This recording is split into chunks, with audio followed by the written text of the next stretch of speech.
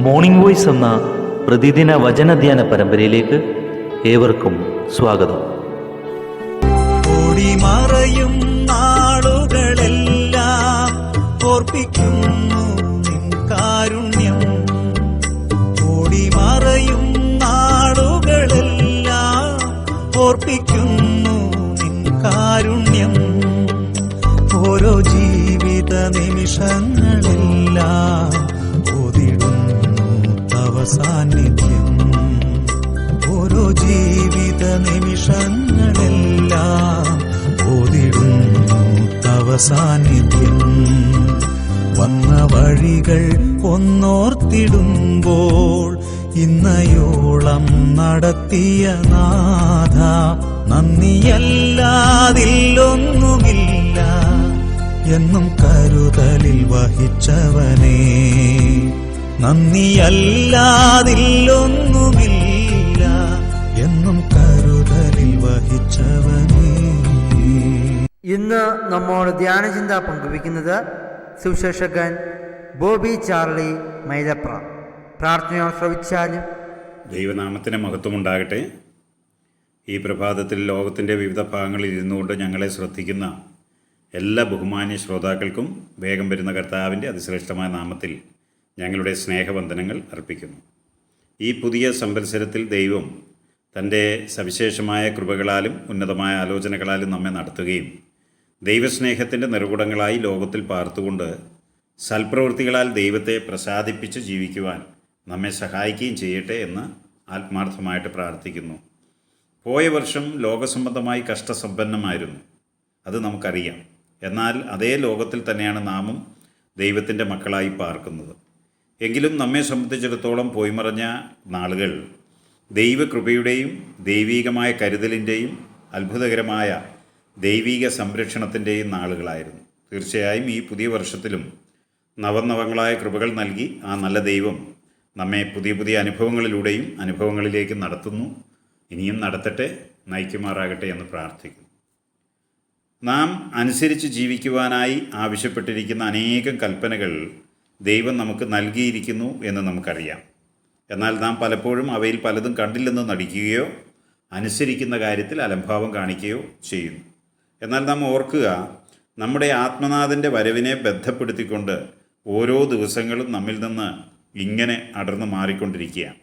നാം അവനോട് ഏറെ അടുത്തിരിക്കുന്നു എന്ന് നാം അറിയുന്നു. ആകയാൽ നമുക്ക് അവിടുത്തെ ആജ്ഞകളൊന്നും വിട്ടുകളയാതെ നമ്മെ വിളിച്ചിരിക്കുന്ന വിശുദ്ധനൊത്തവണ്ണം അനുസരണമുള്ള മക്കളായി എല്ലാ നടപ്പിലും അവനോട് പറ്റിച്ചേർന്ന് നമുക്ക് ജീവിക്കാം.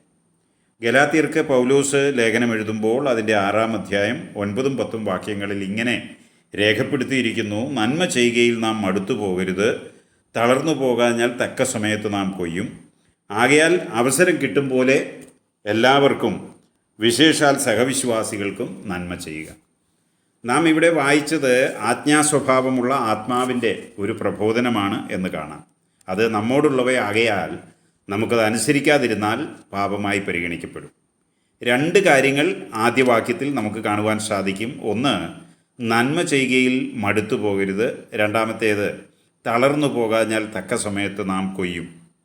ഇവിടെ മടുത്തു പോകുന്നതും തളർന്നു പോകുന്നതും ഒരേ വിധത്തിലുള്ള ആളുകളല്ല.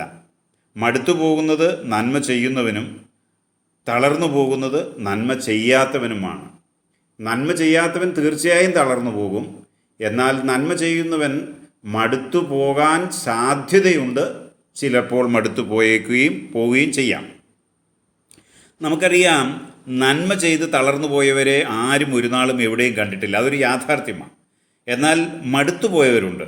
ആ സാധ്യത ഉള്ളതുകൊണ്ടാണ് മടുത്തു പോകരുത് എന്ന് ദൈവാത്മാവ് നമ്മെ ഓർമ്മിപ്പിക്കുന്നത്. ആർക്ക് നന്മ ചെയ്യുന്നു, എങ്ങനെയുള്ള നന്മയാണ് ചെയ്യുന്നത്, ഏത് അവസരത്തിലാണ് ചെയ്യുന്നത് എന്നൊക്കെ ഉള്ള ആത്മീയ വിവേചനവും വിലയിരുത്തലും ഇല്ലാതെ പോയാൽ ഒരുപക്ഷെ നാം നന്മ ചെയ്ത് മടുത്തുപോയി എന്ന് വരാം. ആഗ്രഹമില്ലാഞ്ഞിട്ടല്ല, കൈമടക്കി കളയുകയുമല്ല, ചെയ്ത് അങ്ങ് മനം മടുത്ത് പോവുകയാണ്. ഇതിനൊരു മറുമരുന്നേ ഉള്ളൂ.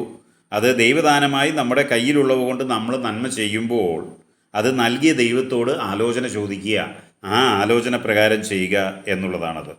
അങ്ങനെയായാൽ നാം മടുത്തു പോവുകയില്ല. എന്നാൽ ആരാണ് തളർന്നു പോകുന്നത്? അല്ലെങ്കിൽ അവൻ എങ്ങനെയാണ് തളർന്നു പോകുന്നത്? നമുക്ക് നോക്കാം. നന്മ ചെയ്യുന്നവനല്ല എന്ന് നാം കണ്ടു, നന്മ ചെയ്യാത്തവനാണ് തളർന്നു പോകുന്നത്. തനിക്കുള്ളതിൽ നിന്ന്, അത് അവൻ്റെ ആത്മീക നന്മകളായാലും ഭൗതിക നന്മകളായാലും, അതിൽ നിന്നെടുത്ത് ഒരു നന്മയും അന്യന് ചെയ്യാത്തവന് അവനുള്ളതെല്ലാം ചുമന്നൊഴിക്കാൻ കഴിയാത്ത ഒരു ചുമടായിട്ട് പരിണമിക്കുന്നു. അതവന് വലിയ ഭാരമായിട്ട് തീരുകയും അത് അവനെ വല്ലാതെ തളർത്തിക്കളയുകയും ചെയ്യും. ഒടുക്കം അത് അവനിൽ നിന്ന് ഉമിണ്ണ് കളയപ്പെടുന്ന ഒരു അവസരം വരും. അപ്പോഴേക്ക് അവൻ തളർന്ന് താഴെ വീണിട്ടുണ്ടാവും. പിന്നെ അവൻ എന്ത് കൊയ്യാനാണ്? നാം തുടർന്ന് വായിച്ചത്, എല്ലാവർക്കും നന്മ ചെയ്യണം, വിശേഷാൽ സഹവിശ്വാസികൾക്കും എന്നാണ്. നമ്മിൽ പലരും നന്മ ചെയ്യുമ്പോൾ എല്ലാവർക്കും എന്ന ഭാഗം വിട്ട് സഹവിശ്വാസികൾക്ക് എന്ന ഭാഗത്തിന് വളരെ പ്രാധാന്യം കൊടുക്കുന്നു. തീർച്ചയായിട്ടും നാം സഹവിശ്വാസികൾക്ക് നന്മ ചെയ്യണം, എന്നാൽ അവിടം കൊണ്ട് പരിധി നിർണ്ണയിക്കരുത്. എല്ലാവർക്കും നന്മ ചെയ്യുവാനുള്ള സാഹചര്യം നാം കണ്ടെത്തണം. അതിന് ഒരു നല്ലൊരു ദൃഷ്ടി, ഒരു ആത്മീയ കാഴ്ചപ്പാട് നമുക്ക് ആവശ്യമാണ്. ദൂതന്മാരെ സൽക്കരിച്ചത് മുഖാന്തരം അനുഗ്രഹിക്കപ്പെട്ട അബ്രഹാം. അതിന് അബ്രഹാമിനിടയായത് അബ്രഹാമിൻ്റെ വലിയ മനസ്സാണ്, മനസ്സൊരുക്കമാണ്. പതികരായ അപരിചിതർ പെരുവഴിയിൽ നിൽക്കവേ, പെരുവഴിയിലൂടെ കടന്നു പോകുവാൻ ഭാവിക്കവേ, അബ്രഹാം ഓടിച്ചെന്ന് അവരെ നിർബന്ധിച്ച് തൻ്റെ ഭക്ഷണമേശയിലേക്ക് ആനയിച്ചു കൊണ്ടുവരികയായിരുന്നു എന്ന് നമുക്കറിയാം. അവരൊരിക്കലും അവൻ്റെ ആതിഥ്യം ആവശ്യപ്പെട്ടില്ല, പക്ഷെ അവനത് ചെയ്യുകയായിരുന്നു. അബ്രഹാം പണ്ട് മുതലേ ശീലിച്ചു വന്ന ആരോടും അപരിചിതരോടും ആതിഥ്യ മര്യാദ കാണിക്കുക എന്നുള്ള നല്ല ശീലമാണ് ഈ സംഭവത്തിന് നിദാനമായിട്ട് തീർന്നത്. അതിനാൽ അവൻ അനുഗ്രഹിക്കപ്പെടുകയും ചെയ്തു എന്ന് നമുക്കറിയാം. അതിലൂടെ നാമും പരോക്ഷമായി അനുഗ്രഹിക്കപ്പെട്ടു. പ്രിയപ്പെട്ടവരെ, നാം നന്മ ചെയ്യണമെന്ന് ദൈവം ആഗ്രഹിക്കുന്നു. അതും മടുത്തു പോകാതെ നന്മ ചെയ്യണം. നമുക്കുള്ളതൊരു ചുമടായി നമ്മുടെ മുതുകിനെ കുനിച്ചു കളവാൻ അനുവദിക്കരുത്. നാം തളർന്നു പോകുവാൻ ഇട നൽകാതെ വണ്ണം നമുക്ക് തന്നിരിക്കുന്ന ആത്മീക ഭൗതിക നന്മകളാൽ നാം ഔദാര്യമായിട്ട് മറ്റുള്ളവർക്ക് നന്മ ചെയ്യണം. ആകയാൽ സ്വന്തം ഭവനത്തിൻ്റെ പടിവാതിൽക്കൽ അബ്രഹാമിനെ പോലെ വഴിക്കണ്ണുകളുമായിട്ട് നാം ഇരിക്കേണ്ടത് ആവശ്യമാണ്. ദൈവം പറഞ്ഞു വിടുന്ന ദൂതന്മാരാകാം ഒരുപക്ഷെ അതാ അവിടെ നിന്നെ കടന്നു പോകുന്നത്. അവരുടെ ഇടറുന്ന കാലുകൾക്ക് ബലമാകാനും അവരുടെ തളർന്ന മനസ്സുകൾക്ക് തണുപ്പ് നൽകുവാനും വേണ്ടി നീ വിരിച്ച കൈകളോടെ അബ്രഹാമിനെ പോലെ വിശാല മനസ്കരായി അവരെ ഓടിച്ചെന്ന് സ്വീകരിക്കേണ്ടത് ആവശ്യമാണ്. അവരെ അവഗണിച്ചു കളയരുത്. പ്രിയപ്പെട്ടവരെ, നാം വായിച്ചത് തളർന്നു പോകാഞ്ഞാൽ തക്ക സമയത്ത് നാം കൊയ്യും എന്നുള്ളതാണ്. ഈ ആലോചനകളാൽ ദൈവം നമ്മെ സഹായിക്കട്ടെ. നന്മ ചെയ്ത് ദൈവത്തെ പ്രസാദിപ്പിച്ച് നാം ചെയ്യുന്ന സൽപ്രവൃത്തികൾ ദൈവസന്നിധിയിൽ ദൈവത്തിന് പ്രസാദമുള്ള ഒരു നല്ല യാഗമായി അർപ്പിക്കപ്പെടുകയും അതിലൂടെ ദൈവത്താൽ അനുഗ്രഹിക്കപ്പെടുവാൻ ഇടയായിത്തീരുകയും ചെയ്യേണ്ടത് ആവശ്യമാണ്. അതിന് ദൈവം ഈ ചെറിയ ആലോചനകളാൽ നമ്മെ സഹായിക്കട്ടെ. ദൈവനാമം മഹത്വപ്പെടുമാറാകട്ടെ. ആമേൻ.